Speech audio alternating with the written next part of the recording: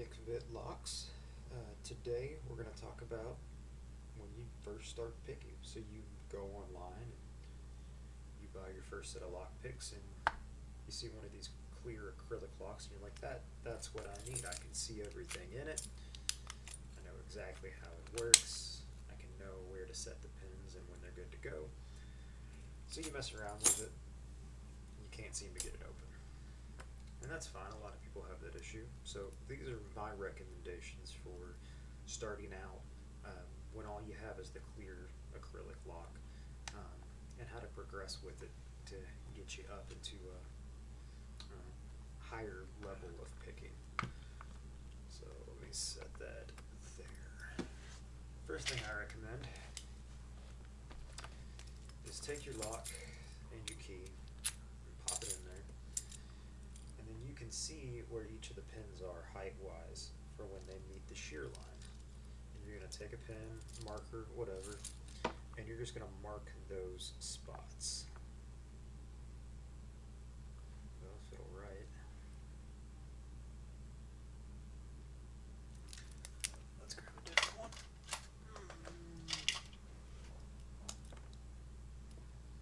We're going to mark those spots.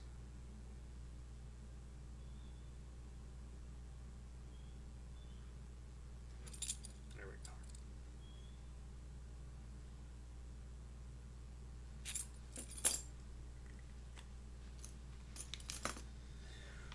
Alright, let's get that in there. Tighten that up.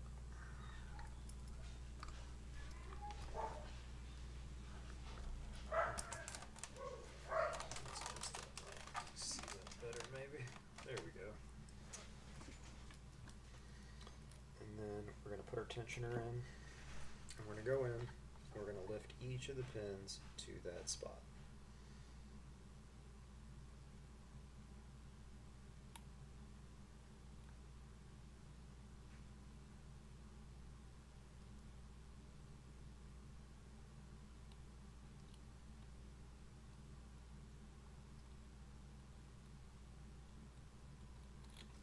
Is our tensioner not going? There we go.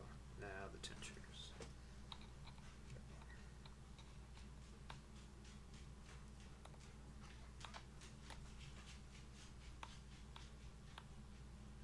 This is awkward doing it from this angle.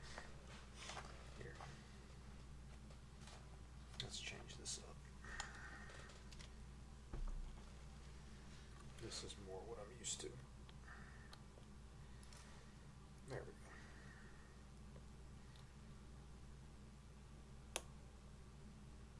And we're going to lift them up to that pin mark that we made and listen for the clicks to know when we have them set.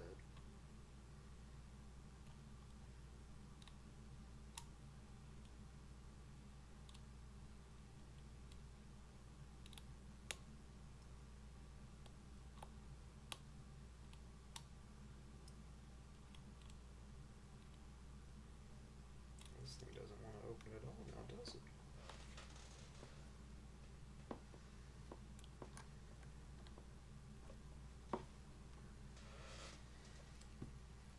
Some of these are cheaply made. There we go. You're going to get used to seeing the pins go to the height, hearing the click, feeling the feedback, the movement of the core as you set each of them.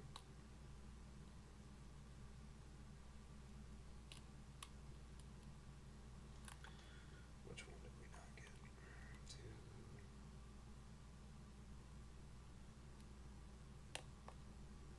Come on. One dropped.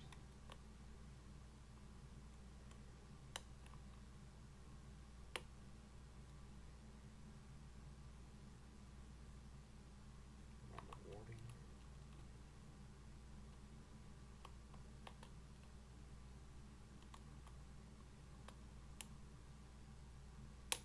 Where's that last pin?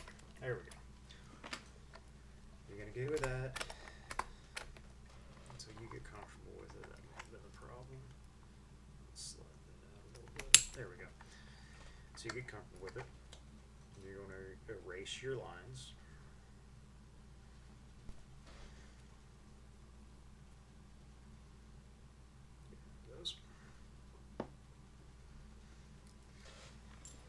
go back and you're gonna start practicing without your lines there. Just looking for them to be above the shear line and still feeling for that feedback on the pins as you push and as you set.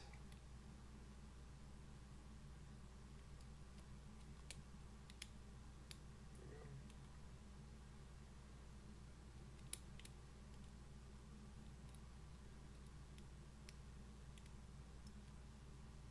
Come on.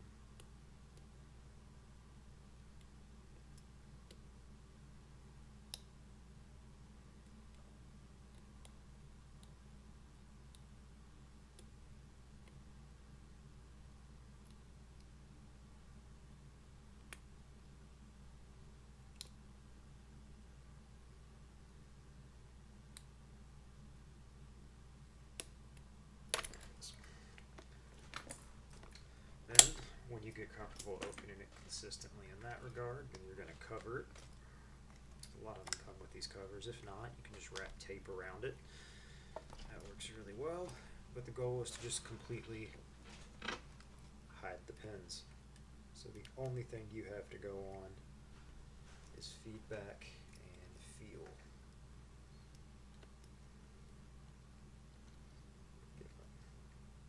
Pick it there.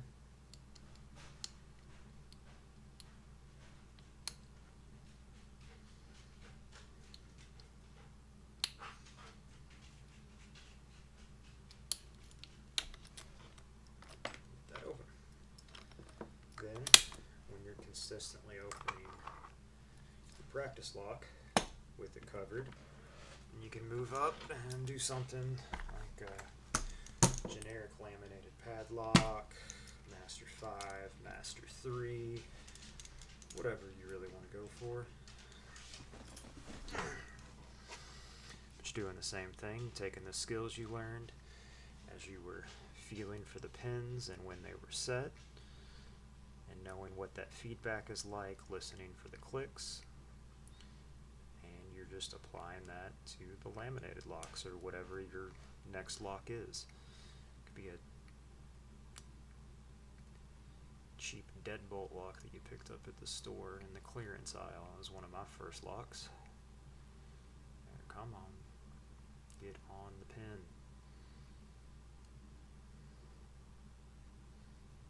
There we go. Which one are we missing here? There it is. One.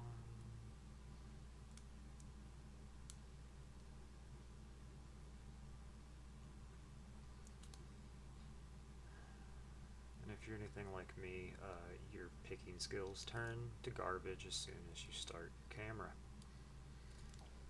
Come on. Alright, let's see here.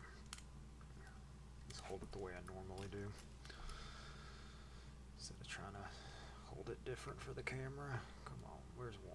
There's 1, 2, 3. Come on. There we go. And you just keep practicing. You get good at those. You move up to like a yellow lock. It's a Brinks commercial. It's alright. Brass Brinks. Yellow. Master 140. Master 141. The whole list of locks on the Lock Pickers United belt ranking list. And then you can just keep progressing your skill from there. I hope this was useful. If you think it helped you or anything, I guess just like and subscribe. And everybody have a great day. Stay legal.